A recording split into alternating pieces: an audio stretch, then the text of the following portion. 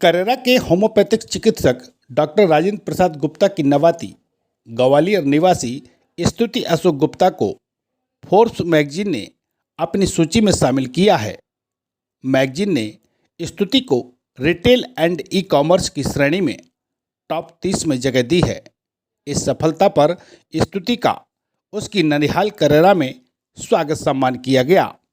बता दें कि स्तुति अमृतम आयुर्वेदिक ब्रांड की को फाउंडर है। वे क्लिनिक साइकोलॉजी में मास्टर डिग्री के साथ एक अंशकालिक मानसिक स्वास्थ्य कार्यकर्ता भी हैं।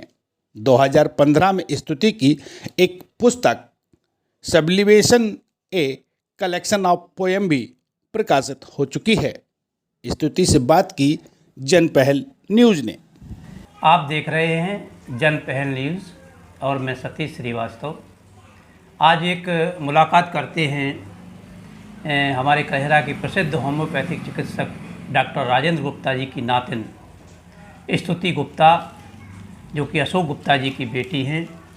अभी अभी उन्होंने एक बहुत अच्छी उपलब्धि हासिल की है। एक फोर्ब्स पत्रिका, अंतर्राष्ट्रीय स्तर की एक पत्रिका, एक प्रतियोगिता करती है, वो भी बिजनेस के क्षेत्र में जो कार्य करने वाले हैं उनका चयन करती है। अंतर्राष्ट्रीय स्तर पर अंडर 30 में से लगभग कुल 30 लोगों का चयन करती है और बड़ी खुशी की बात है, उसमें हमारी स्तुति ने अपना स्थान बनाया है। आज हमारे बीच स्तुति यहाँ उपस्थित हैं। मैं सबसे पहला सवाल ये करना चाहता हूँ कि आपका इस ओर रुझान कैसे गया बिजनेस की लाइन में? तो एक तो मुझे लगता है क्योंकि बचपन से मैंने घर में बिज़नेस होते हुए देखा है, तो वो मेरे अंदर है कहीं ना कहीं। बट मेरी पढ़ाई क्लिनिकल साइकोलॉजी में थी और मुझे हमेशा से था कि मुझे खुद का कुछ करना है, बट ये नहीं पता था कि क्या करना है। तो जब मैं एक्चुअली बाहर पढ़ने जाने वाली थी, स्कॉटलैंड मेरा हो भी गया था, बट जब घर में थोड़े फाइनेंशियल क्राइसिस हुआ तो भैया अग्निम गुप्ता जो मेरे भाई हैं, वो और मैं दोनों वापस ग्वालियर आए। हम दोनों बैंगलोर में पढ़ाई कर रहे थे और हमने पापा के बिज़नेस को ज्वाइन किया और फिर हमने ये रियलाइज़ किया कि वो बहुत ही ऑथेंटिक आयुर्वेदिक प्रोडक्ट्स दे रहे थे, लेकिन वो क्योंकि डायरेक्ट कस्टमर से उनका कोई बातचीत नहीं हो रहा था, तो वो कम्युनिटी वाला सेंस मिसिंग था। तो हम दोनों ने एक कम्युनिटी बनाई, आयुर्वेदिक लाइफस्टाइल जो फॉलो करने वाले हैं, जिन्हें ऐसी जीवनशैली चाहिए जो आयुर्वेदा से इंस्पायर्ड है। तो करीबन 1 लाख लोग हमारे साथ जुड़े हुए हैं अभी। और आई थिंक वो शौक था कि कुछ अपना करना है और उस चक्कर में करते यहाँ तक पहुँच गए हैं।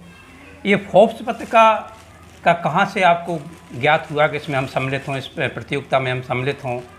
और इस पत्रिका के उसमें सम्मिलित होने के लिए अन्य बच्चों को और क्या करना चाहिए, इसके बारे में आप कुछ संदेश दें बच्चों के लिए। बिल्कुल। तो यूजुअली फोर्ब्स में आप अप्लाई नहीं कर सकते। अच्छा। आपका नाम कोई और नॉमिनेट करता है। अच्छा। तो जब मेरे पास एक ईमेल आया कि आपका नाम नॉमिनेट हुआ है, तो उनकी एक पूरी जूरी होती है जो बैठती है, और अगर आप एक्टिव हैं, जैसे अपनी फील्ड में एक्टिव हैं, आप अगर लिंक्डइन, सोशल मीडिया, उस जगह पे अपने काम के बारे में बात करते आ रहे हैं, या फिर आप और भी जगह फीचर हुए हैं, या कोई और पहले उस लिस्ट में जा चुका है और उसने आपका नाम नॉमिनेट किया है, तो ही आप इसमें नॉमिनेट होते हो। और फिर वो आपको एक फॉर्म भेजते हैं, ईमेल करते हैं, और एक बहुत लंबा फॉर्म होता है जिसको आपको भरना होता है, और उसके बाद डायरेक्टली वो पब्लिश होता है और फिर वो आपको ईमेल भेजते हैं कि आप सेलेक्ट हुए हो। तो मेरा भी यही प्रोसेस था कि उन्होंने मेरा नाम से नॉमिनेट किया था। बड़ी खुशी की बात है।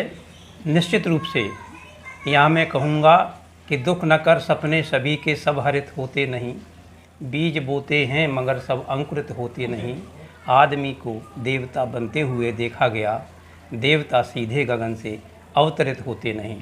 आपको ये उपलब्धि मिली है, इसका आप श्रेय किसको देना चाहते हैं? आई थिंक मतलब वो एक इंग्लिश में कहावत है कि it takes a village to raise a child, मतलब एक पूरे गांव की ज़रूरत होती है एक बच्चे को परवरिश करके उसको बड़ा करने की। तो वैसे तो ऑफ कोर्स मेरे पेरेंट्स, मतलब मम्मी पापा हैं, जिन्होंने कभी भी नहीं रोका मुझे। उन कुछ भी करना था, साइकोलॉजी जब कोई समझता नहीं था तब उनने वो पढ़ने दिया। फिर मैंने अपना खुद का बिज़नेस शुरू किया, अमृतम ज्वाइन करने से पहले वो भी करने दिया। और फिर जब मैं इसमें जुड़ी तो उन्होंने ये नहीं सोचा कि वो एक लड़की है और ये हमारा बिज़नेस ज्वाइन करेगी, जो आज भी एक माइंडसेट है।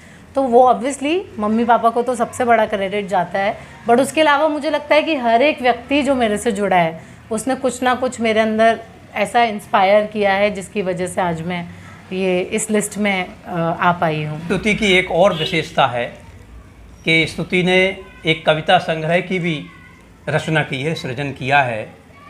कविता संग्रह इन्होंने जो है पूरा अंग्रेजी में लिखा हुआ है, अंग्रेजी भाषा में इनका कविता संग्रह है। हम सब साहित्यकार भी आज यहाँ इसलिए इकट्ठे हुए हैं कि हमारी स्तुति जिसने कि कविता संग्रह का सृजन किया है, आप कविता संग्रह के बारे में भी कुछ जानकारी दें और एक कविता अवश्य सुनाएं। हम भले न समझ पाएँ लेकिन ताली जरूर बजाएंगे। तो एक्चुअली मैं बहुत बचपन से लिखती आ रही हूँ।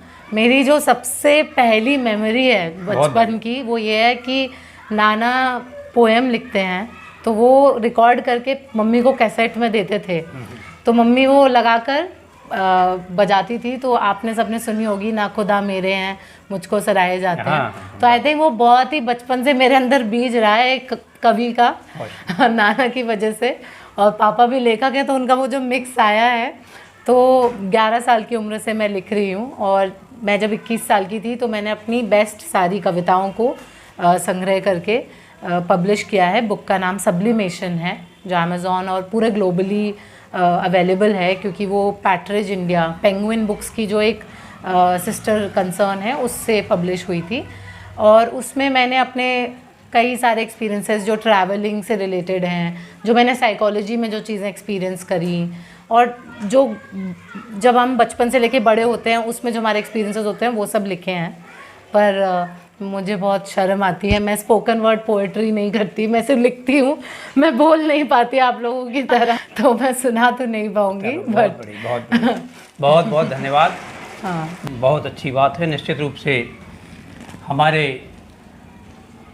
करहरा का नाम इसलिए गौरवान्वित हुआ कि हमारे करहरा की बेटी चंदा की बेटी है स्तुति, इसलिए हमारे करहरा का नाम भी गौरवान्वित हुआ है।